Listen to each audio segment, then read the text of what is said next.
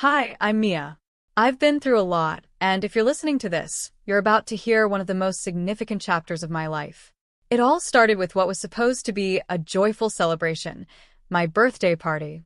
I had just turned 33 and had been promoted to senior project manager at a tech company in Austin, Texas. I was thrilled. It felt like all my hard work was finally paying off. So, I decided to host a birthday party at my home to share the news with friends and family. My husband, David, and I had been busy preparing for weeks. Our house, a modest but charming place in a cozy neighborhood, was decked out with twinkling lights, colorful balloons, and a beautiful cake I had picked out. David, a software engineer in his mid-30s, was supposed to be my rock, my partner in everything. He had always been supportive of my career, or so I thought. The evening started off perfectly. Our friends and family gathered, and the mood was lively. I remember chatting with Clara, my close friend and colleague, who was excited to hear about my promotion. "You must be over the moon, Mia," Clara exclaimed, her eyes sparkling with genuine excitement. "Tell us everything." I smiled, feeling the warmth of the room. I had been waiting for this moment to share my big news. When it was time, I gathered everyone around. I looked at David, who was standing next to me, ready to back me up. "Thank you all for coming," I began. "I have some exciting news. I've been promoted to senior project manager at work. It's a huge step forward for me, and I couldn't have done it without your support." The room erupted in cheers and applause. It was a moment I had dreamed of, a moment where I could finally share my success. But as I looked around, I noticed that David's face was not reflecting the joy I expected. Instead of the pride I had hoped to see, there was a hint of discomfort. Mrs. Lancaster, David's mother, was sitting across the room. She had always been critical of me, especially regarding my career. As I was savoring the congratulatory messages, she leaned over to David, her voice barely above a whisper, but loud enough for me to hear. "Is this what you wanted for him? To be overshadowed by his wife's career?" Her words stung, like a needle pricking at a balloon filled with joy. I tried to brush it off. I thought maybe she was just being her usual self. But David's reaction was more disheartening. He looked at me with a forced smile, his eyes reflecting uncertainty. "Mia," he began, his tone suddenly cold. "I mean, it's great and all, but don't you think we should start thinking about our future? Like settling down, starting a family?" My heart sank. This wasn't the support I was expecting. I felt a mix of betrayal and confusion. "David, we've talked about this," I said, trying to keep my voice steady. "This promotion is important for both of us. It's a step forward in my career, and it means more stability for us in the future." But David wasn't having it. His gaze shifted toward his mother, who nodded approvingly, and he seemed to shrink under her disapproving gaze. "Mia, when are you going to slow down and focus on us? The career isn't everything," he said, his voice filled with an edge of frustration. I felt my heart pounding in my chest. This was not how I had envisioned this night. The joyous occasion had turned into an unexpected battleground. I tried to defend myself, but the damage was done. The main course was served, but the air was thick with tension. David's demeanor grew colder, and the warmth of the celebration seemed to vanish. As dessert was being served, I noticed that David's frustration was escalating. The party that had started with so much promise was now overshadowed by a growing storm. The turning point came abruptly. David stood up, his chair scraping loudly against the floor. "You should know your place, Mia," he shouted, his voice echoing through the room. "You're my wife, not my competitor." I was stunned. The room fell silent, the clinking of cutlery ceasing as every eye turned to me. I stood up, my heart racing. "Being your wife doesn't mean I have to give up on my dreams," I said, my voice trembling with hurt and anger. "I deserve respect, not this." In a shocking moment that felt like it was in slow motion, David's hand flew through the air and struck me across the face. The sound was a sharp, painful crack that seemed to freeze the room in place. I stood there, my hand flying to my cheek, pain spreading through me. The guests watched in stunned silence. With every ounce of strength I had, I walked toward the foyer. My heels echoed on the marble floor, each step a testament to my resolve to leave. I grabbed my purse, not daring to look back. The door closed behind me with a soft click, marking the end of a chapter one had hoped would be filled with celebration and support. That night, as I drove away, the house shrinking in my rearview mirror, I felt a storm of emotions: fear, sadness, and a surprising flicker of relief. I was alone, but for the first time in a long time, I felt the spark of something new: freedom. This was the beginning of a new journey, and I was determined to see where it would lead. The next morning, I woke up in my small apartment, the familiar hum of the city outside providing a stark contrast to the chaos of the previous night. It was strange how silence could be both comforting and unsettling. I had spent the night at Clara's place. She had insisted I stay there, and I was grateful for her support, though it was hard to shake the heaviness that clung to me. Clara was a true friend. She was there for me when I needed someone the most. She had seen me through long work hours, career challenges, and now, this unexpected crisis. As I walked into the kitchen, she greeted me with a warm smile and a cup of coffee. "You must be exhausted, Mia," she said, her voice gentle. "But I'm glad you're here. We'll get through this together." I nodded, taking the cup and savoring the warmth that seeped into my cold fingers. The coffee was strong, a much-needed jolt to start the day. "Thanks, Clara. I don't know what I would have done without you," I admitted, my voice wavering. The night before, after I had left my own birthday party, I had driven aimlessly before ending up at Clara's. The party, which was supposed to be a celebration, had ended in a shattering of dreams. I had never imagined David could react so violently. I had always thought of him as my partner, my equal. The betrayal cut deep, leaving me with a mix of anger and sadness. The days following the party were a whirlwind of activity and emotions. I knew I had to take control of my life, starting with ending my marriage. I contacted a divorce attorney, a step I had hoped I would never need to take. The attorney's office was sterile, a sharp contrast to the vibrant life I had once known. Sitting across from the attorney, I felt a mixture of determination and apprehension. "We can begin the process as soon as you're ready," the attorney said, his voice professional but sympathetic. "I'll need some information from you, and we can file the necessary paperwork." I took a deep breath, nodding. "Let's do it. I can't stay in this situation anymore. It's not healthy for either of us." The next few weeks were a blur of legal meetings and paperwork, punctuated by moments of self-reflection. My focus at work became my refuge. My boss, Mr. Johnson, was a beacon of support. He knew about the situation, and his encouragement helped me find strength. "Mia," he said during one of our meetings, "you've been handling everything with such grace. Remember, your work is valuable, and we're here to support you." Clara, too, was a constant source of comfort. She kept me grounded, reminding me that I was stronger than I realized. "You've worked so hard to get where you are, Mia," she would say. "Don't let this setback define you. You're capable of so much more." Despite the support, the process of divorcing David was emotionally draining. He tried to reach out, leaving messages and calling. His voice was often filled with regret and desperation. "Mia, can we talk?" one voicemail said. "I'm sorry for what happened. I want to fix this. Please, let's talk about it." I listened to the messages, each one a painful reminder of what had transpired. The more he pleaded, the more I realized that reconciliation wasn't an option. The man I had married was not the person I needed in my life. His attempts to fix things were too little, too late. I had to focus on my own healing and growth.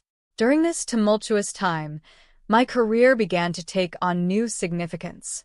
The promotion that had once been a source of joy now became a symbol of my resilience. I threw myself into my work with renewed passion.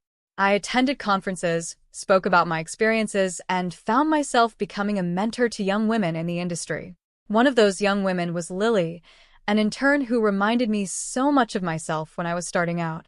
Lily had a spark in her eyes, a determination to succeed despite the challenges. I took her under my wing, guiding her through the complexities of the tech world. "Don't let anyone make you doubt yourself," I advised her during one of our sessions. "You have every right to pursue your dreams, and you deserve respect." Mentoring Lily became one of the most fulfilling parts of my life. Seeing her grow and succeed gave me a sense of purpose. It was a reminder that despite the struggles I faced, there was still a way to make a positive impact on others. Her success was a testament to the strength and determination I had fought so hard to find within myself. While my career was thriving, David's life seemed to be falling apart. I heard through mutual acquaintances that his professional reputation was suffering. His behavior at the party had left a mark, and he struggled to regain his footing. I received messages from him asking for help, but I remained firm in my decision. I had to keep my distance for my own well-being. One evening, I found myself reflecting on the past few months. It had been a journey of rediscovery and growth. I had faced adversity head-on, learned to set boundaries, and reclaimed my identity. It was a painful process, but it had ultimately led me to a place of empowerment. Looking back, I realized that the night of my birthday party, while devastating, was also a turning point. It was the moment I chose to stand up for myself, to walk away from a toxic relationship, and to embrace a future that was entirely my own. The path wasn't easy, but it was one that led me to a renewed sense of purpose and self-worth. As the divorce proceedings continued, each day felt like a tightrope walk between moving forward and looking back. I was trying to balance my emotional recovery with maintaining a facade of normalcy at work and in my personal life. David's attempts to reach out only added to the weight of the situation. Despite the constant barrage of phone calls and messages, I remained resolute in my decision to move on. One chilly November morning, I sat at my desk, working on a new project at the office, when Clara stopped by. She could always sense when I was struggling, and today was no different. "You're looking a bit distant," she said, taking a seat across from me. "How are you holding up?" I sighed, rubbing my temples. It's tough. The constant reminders of what happened. It's like I can't escape it. David's been trying to reach me, and it's hard not to feel conflicted. Part of me wants to hear him out, but I know I need to stay strong. Clara nodded, understanding. "You've done an incredible job navigating all this. It's okay to have moments of doubt, but remember why you made the choice you did. You deserve to be treated with respect and love. Don't let his regrets sway you." Her words were a balm to my frazzled nerves. I appreciated her unwavering support, especially during moments when I felt tempted to second-guess my decisions. As the weeks went by, the divorce process became more routine, albeit emotionally draining. I had my moments of questioning if I was making the right choice, but then I would remember the party, the betrayal, the violence, and I would reaffirm my decision. One significant turning point came during a work conference. I had been invited to speak about my experiences in the tech industry and the challenges I had overcome. The speech was a chance to share my journey and connect with others who faced similar obstacles. I was nervous, but I knew it was important for my own growth and for the young women who looked up to me. The day of the conference, I stood backstage, my heart racing. Clara was there for moral support, giving me a reassuring nod. "You've got this," she whispered. "Just be yourself and share your story." When it was my turn to speak, I took a deep breath and walked onto the stage. As I looked out at the audience, I saw faces full of anticipation and curiosity. I started by recounting my promotion and the excitement of achieving a significant career milestone. Then I shifted to the challenges I faced, including the betrayal and the subsequent journey to reclaim my identity. "It's easy to let adversity define you," I said into the microphone, my voice steady. "But it's far more powerful to take control and redefine yourself." I faced a difficult decision to leave a relationship that no longer served me, but it was the hardest and best choice I've ever made. The response was overwhelming. Women came up to me afterward, sharing their own stories of struggle and empowerment. Their gratitude and encouragement were a testament to the impact of speaking out. I realized that my experiences, while painful, had a purpose. They could inspire and help others who were going through similar situations. During this period, my mentorship with Lily became even more meaningful. She was thriving under my guidance and had begun to take on more responsibilities at the company. Her growth was a constant reminder of why I had to keep pushing forward. We spent many hours discussing career goals and personal challenges, and I was proud to see her confidence blossom. However, my sense of empowerment was continually tested by David's persistent attempts to reconnect. He sent me letters, called, and even showed up at my apartment once. Each time, I remained firm. I had learned that my value wasn't tied to my past relationships or the opinions of others. I was building a new life based on my own terms and goals. One evening, after a particularly emotional day, I received another letter from David. It was filled with apologies and pleas for another chance. As I read through it, I felt a pang of sorrow for what we once had but remained steadfast in my resolve. I knew that reopening old wounds wouldn't help me move forward.